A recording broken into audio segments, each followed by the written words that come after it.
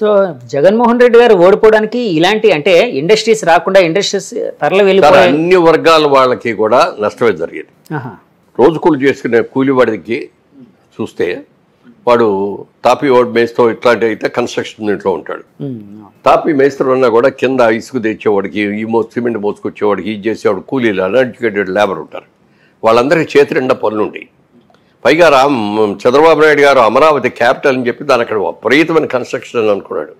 Labour అందరూ అక్కడికి వెళ్ళి ఉండేవారు. అవునండి. ఎవరు వెళ్ళా యాక్టివిటీ అంతా కూడా తీసేశారు. వాళ్ళకి పనులు దొరకలా. చంద్రబాబు నాయుడు గారు ఉండగా ఇసుక ఫ్రీగా ఇచ్చాడు అందరికీ. మీరు ఎవరికి కావాలన్నా ఇసుక తీసుకోండి, దీని మీద ఏమి ఇది ఉండదు అని. రైతులకు కావాలంటే వాళ్ళ నుంచి ట్రాక్టర్స్ తెచ్చి ట్రాక్టర్స్లో తీసుకెళ్ళండి ఇట్లా అన్నారు.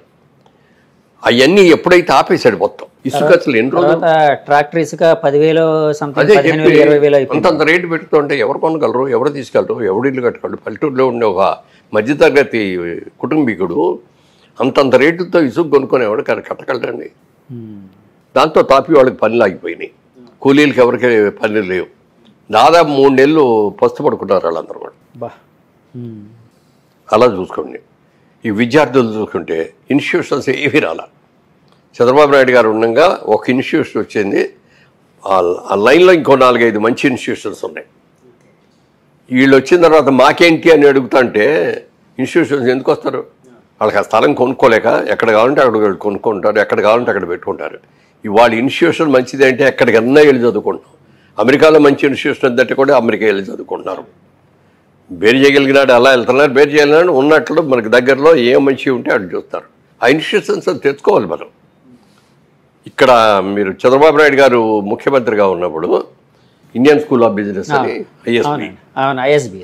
ఐఎస్బి కోసం ఎన్ని రాష్ట్రాల ట్రై చేశారో చెప్పడానికి లేదు. చంద్రబాబు నాయుడు గారు మీకు రండి, మీకు ఏం కావాలంటే ఇస్తా, ప్రైమ్ ఏరియాలో మీకు సైట్ ఇస్తా, వాటర్ ఇస్తా, కరెంట్ ఇస్తా అని చెప్పి అన్నీ చెప్పి ఐఎస్బిని తీసుకొచ్చింది ఆయనే. ఔటర్ రింగ్ రోడ్ చేసింది ఆయనే. ఇంటర్నేషనల్ ఎయిర్పోర్ట్ చేసింది ఆయనే. ఐటీ ఇవాళ ఇంత హైదరాబాదులో ఐటీ ఇంత డెవలప్ అయిందంటే ముఖ్యంగా మాదాపూర్ ఈ ఏరియా, గచ్చిబౌలి ఈ ఏరియా కూడా ఇంత డెవలప్ అయ్యి ఒక అమెరికాలో అలాగే ఇంతంత బిల్డింగ్స్ వచ్చినాయి అంటే వీటన్నిటికీ నాంది వేసింది చంద్రబాబు నాయుడు గారు. సైబరాబాద్ అని పేరు పెట్టింది ఆయన, సైబర్ సిటీగా తీర్చింది ఆయన. ఇవన్నీ ముందు ఆయన వచ్చేసి వెళ్ళిన తర్వాత కూడా తర్వాత ఆటోమేటిక్గా కంటిన్యూ అవుద్ది. సిమెంట్ రోడ్ వేసిన తర్వాత దాని మీద ఎట్లా వెళ్ళాలి అనేది తర్వాత వచ్చే వాళ్ళకి అర్థమైపోతుంది కదా. బేస్ ఎవరు అనేది ముఖ్యం. అవునండి. అలా చాలా ఇండస్ట్రీస్ అక్కడ రావాల్సినవి పోయినాయి, చాలా ఇన్స్టిట్యూషన్స్ అక్కడ రావాల్సినవి పోయినాయి. దాంతో ఏమైంది, విద్యార్థులకు కూడా అక్కడ ఏమీ సరిపడగా చదువుకోవడానికి లేదు. తెలంగాణకు వచ్చి చదువుకున్నారు చాలామంది, మెడ్రాసులో చదువుకున్నారు. కానీ ఇక్కడికి వచ్చేటప్పటికి ఏంటంటే మా లోకల్ విద్యార్థులు మా కోటా అయిన తర్వాత ఇస్తూ ఉంటారు. ఏదైనా మనం సెకండ్ గ్రేడ్ సిటిజన్స్ లాగే. అవునండి అవునండి. మన స్టేట్లో మనం ఉన్నామంటే మనం ఫస్ట్ గ్రేడ్ సిటిజన్స్ అవుతాం. సెకండ్ గ్రేడ్ సిటిజన్స్ అయ్యేటప్పటికీ వాళ్ళకి ఇంపార్టెన్స్ లేకుండా పోయింది. చదువుల్లో రాలేకపోయారు. మనకు ఉన్న ఇంజనీరింగ్ కాలేజీ మూతపడిపోయినాయి, ఉద్యోగాలు లేవు. ఎక్కడికో వెళ్ళి ఉద్యోగాలకు వెళ్ళాల్సి వచ్చేది. వాళ్ళు స్టేట్ అదర్ కంట్రీస్ కూడా వెళ్ళిపోయి ఎన్ని కష్టాలు పడి వాళ్ళు పైకి వచ్చారు. ఇవాళ ఇతర దేశాల్లో ఉన్న ఐటీ వాళ్ళందరూ కూడా బికాజ్ ఆఫ్ చంద్రబాబు నాయుడు గారు మేము ఈ స్టేజ్కి వచ్చాము, ఇవాళ మేము ఈ స్టేజ్లో ఉన్నామంటే ఆయన అని చెప్పి ఆయన మొన్న అరెస్ట్ చేసి జైల్లో పెట్టిన రోజున అందరూ కూడా అన్ని దేశాల్లో కూడా అరెస్ట్ చేశారు. ఇక్కడ హైదరాబాద్లో ఇక్కడ ఉన్న ఐటీ ఉద్యోగులందరూ చేసి అందరికంటే ముందు చేసింది వాళ్ళే. సార్ దాని మీద కూడా కొన్ని ఆరోపణలు అయితే అప్పుడు వైసీపీ నుంచి వచ్చాయి సార్. స్పాన్సర్డ్ ఉద్యమం. ఇప్పుడు ఇక ఐటీ పీపుల్ అంతా చంద్రబాబు గారికి సంఘీభావం ప్రకటిస్తూ ధర్నాలు చేశారు, రాస్తారోకోలు చేశారు. తర్వాత మొత్తం కొన్ని వేల మంది గుమ్మిగూడి ఇచ్చేశారు కదండి. సో దాన్ని స్పాన్సర్డ్ ఉద్యమం అని కూడా అన్నారండి వైసీపీ వాళ్ళు. అలాంటిది ఏమైనా ఉందా సార్? అంటే స్పాన్సర్ ఎవరైనా చేశారా సార్? ఎవరు చేస్తారు స్పాన్సర్? వాళ్ళు ఏం చెప్పారు, వాళ్ళు చెప్పిందని నేనేం ఖండించలేదు. దాని గురించి నేను మాట్లాడను. అసలు మా గురించి మేమేం చేసామని చెప్తాను తప్ప అది చేసామని చెప్పను. ఇప్పుడు స్పాన్సర్ అనుకుంటే ఈ రైతులని వీళ్ళు వెళ్ళిన అమరావతి రైతులందరూ కూడా అక్కడ నిరాహార దీక్ష చేస్తా అంటే వీళ్ళందరూ కూడా ఇది పెయిడ్ ఆర్టిస్టులు వీళ్ళందరూ పెయిడ్ బ్యాచ్ అనేవారండి. ఇప్పుడు ఎక్కడన్నా బయటకు వెళ్ళాడు ఉన్న బట్టి మంచి బట్టలు వేసుకొని వెళ్తాం, లేకపోతే ఉతికిన బట్టలు చక్కగా ఉతికిన బట్టలు తీసుకొని వెళ్తాం ఫ్రెష్గా. ఎవరు బయటకు వెళ్ళడం వాళ్ళు అక్కడ కూర్చొని మంచి చీర కట్టుకోకూడదా?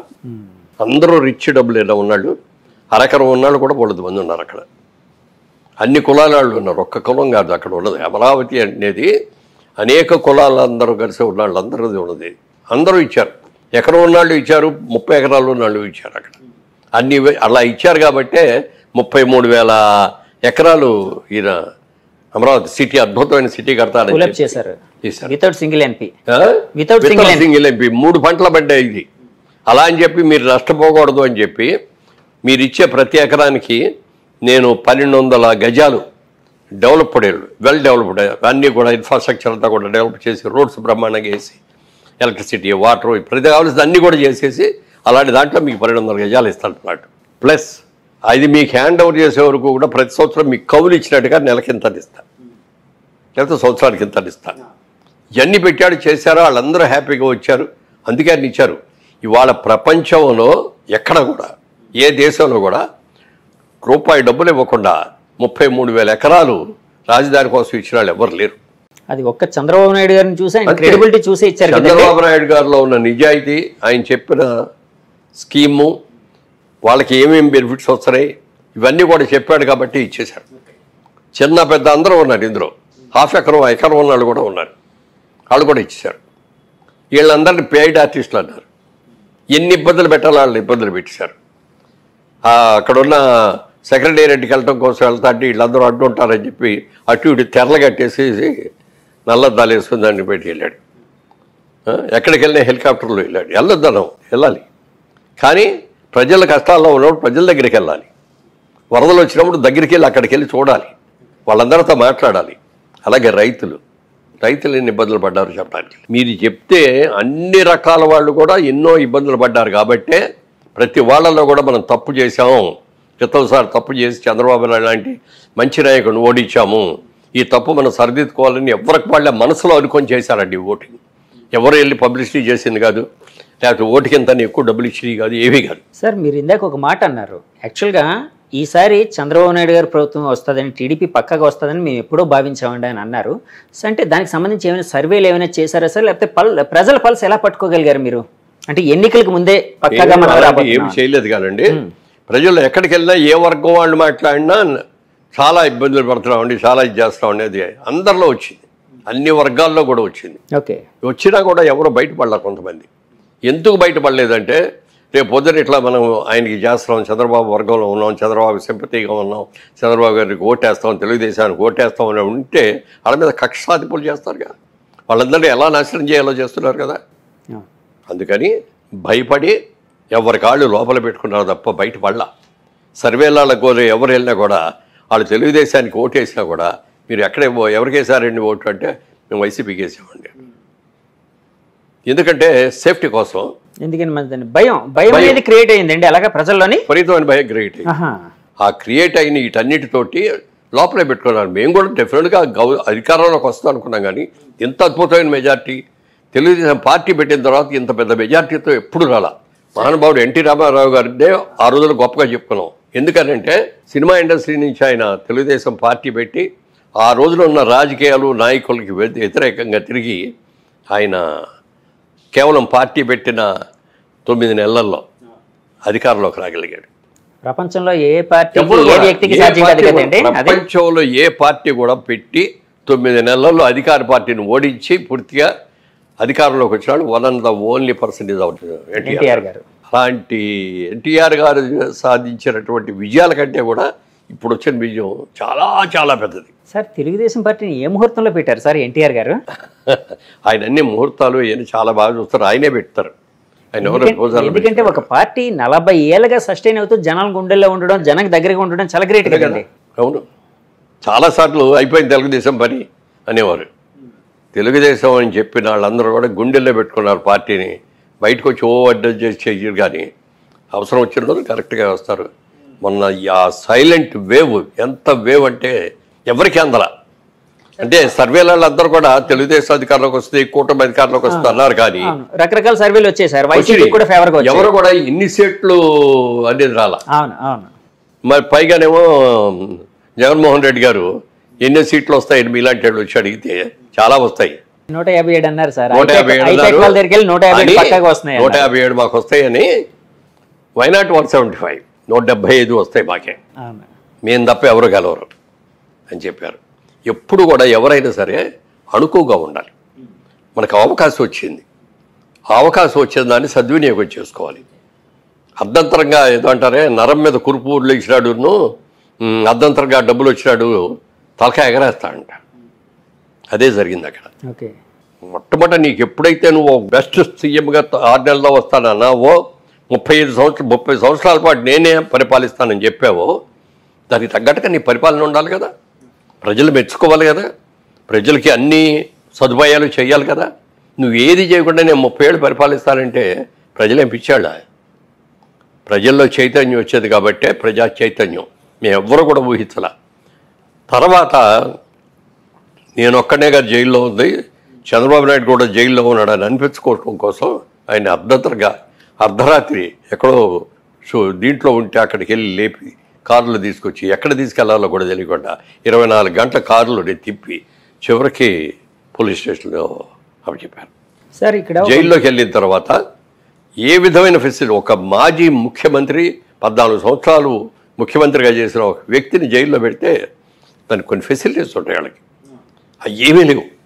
ఫ్యాన్ కూడా లేదు, దోమలు అసలు ఏమి పడుకోవడానికి. హైకోర్టుకి వెళ్ళి తెచ్చుకున్నారు కదా సార్? తెచ్చుకున్నారు, ఆయన వేయలేదు కదా హైకోర్టు. అవును, హైకోర్టు వాళ్ళ డైరెక్షన్లోనే అక్కడ మిగతావన్నీ వచ్చాయి. ప్రజలు వెళ్ళి అడిగితే దానికి హైకోర్టు నుంచి వచ్చిన తర్వాత అప్పుడు ఫ్యాన్లు అవి పెట్టి కూర్చోడానికి ఒక కుర్చీ, భోజనం చేయాలంటే అక్కడ కూర్చొని తినడానికి వచ్చిన టేబుల్, ఇలాంటివన్నీ చేశాడు. నేను అప్పుడు ఆ రోజున ఏమనుకున్నానో తెలుసండి, ఆయన అరెస్ట్ చేసిన రోజున చాలా మంచి పని చేశాడు జగన్మోహన్ రెడ్డి, చంద్రబాబు నాయుడు గారిని అరెస్ట్ చేయడం. అందరూ కూడా దీన్ని బెయిల్ తీసుకొని బయటికి రావాలి ఓ తాపత్రయపడతా అంటే నేను మనస్ఫూర్తిగా కోరుకుంది ఏంటో తెలుసా, కనీసం 2 నెలల్లో 3 నెలల్లో ఈ జైల్లో ఉంటే మంచిది. సింపతి, ఎంత సింపతి పెరిగిందండి. సార్ నేను ఇన్ని సంవత్సరాలు పరిచయం ఉద్యోగం చేసినా కూడా ఈ రోజుకైనా ఎవరైనా ఒక్కళ్ళు చంద్రబాబు నాయుడు ఈ తప్పు చేశాడు అనే ఒక బ్లాక్ మార్క్ ఒక్కటి చెప్పండి ఇన్నేళ్లలో. కానీ వాళ్ళు ఆరోపిస్తూ ఉంటారు కదా సార్, చంద్రబాబు గారు కోర్టుకు వెళ్ళి స్టేలు తెచ్చుకుంటూ ఉంటారు, తన అవినీతి కేసుల మీద రకరకాల కేసుల్లో ఉన్నారు, ఇలాగని ఆరోపిస్తూ ఉంటారు. అంటే వైఎస్ గారి జమాన్ నుంచి అది నడుస్తుంది, కాంగ్రెస్ జమాన్ నుంచి నడుస్తుంది. సో అందులో ఏమైనా నిజం ఉందా సార్? ఏమీ లేదు. అవి ఉంటే ఇన్నాళ్ళు బయటపడకుండా అట్లా ఉంటాయి. ఎవరైనా ఏదైనా దాయాలంటే 10 రోజులు దాస్తావు, 10 నెలలు దాస్తావు, 10 ఏళ్ళు దాస్తావు, కానీ ఇన్నేళ్ళు దాచలేదు కదా, ఎవరు దాచలేరు. ఓకే, అది అయిన తర్వాత విపరీతమైన సింపతి వచ్చేసింది జనంలో. చాలా మంది అనలిస్టులు ఒక మాట అన్నారు సార్, నేషనల్ అనలిస్టులు, ఈ ఎలక్షన్ మెయిన్ ఫ్యాక్టర్ ఏంటంటే చంద్రబాబు గారు జైలు ఉదంతం మెయిన్ ఫ్యాక్టర్గా ఎలక్షన్ డిసైడ్ చేయబోతుందని కూడా అన్నారండి. నిజమే కదా సార్? అది నిజమని భావిస్తారు? అదేగా, దానికంటే ఇంకా పెద్ద రిజల్ట్. ఏంటి సార్? కొంతమంది ఎమ్మెల్యేలు, పేర్లు చెప్పను, కొంతమంది ఎమ్మెల్యేలు చంద్రబాబు నాయుడు గారి గురించి, చంద్రబాబు నాయుడు గారి కుటుంబం గురించి, చంద్రబాబు నాయుడు గారి పిల్లల గురించి ఎంత చండాలమైన మాటలు మాట్లాడారో చెప్పడానికి లేదు. నీతికి నిజాయితీకి పెద్ద పేరైన ఎన్టీఆర్ గారి కుమార్తె ఆవిడ మీద కూడా ఇది పెట్టారు. అవన్నీ పెట్టిన రోజు చంద్రబాబు నాయుడు గారు కళ్ళెమ్మ నీళ్లు పెట్టుకొని ఏడ్చాడు. రాజకీయ నాయకుడిగా నన్ను విమర్శించాలని నేను లెక్క చేయను, నా కుటుంబాన్ని, నా భార్యని, నా పిల్లల్ని కూడా అవమానించారని చెప్పి కళ్ళెమ్మ నీళ్లు పెట్టుకొని మళ్ళీ నేను ముఖ్యమంత్రిగా వచ్చాను, ఇక్కడ అడుగు పెడతాను లేకపోతే పెట్టని చెప్పి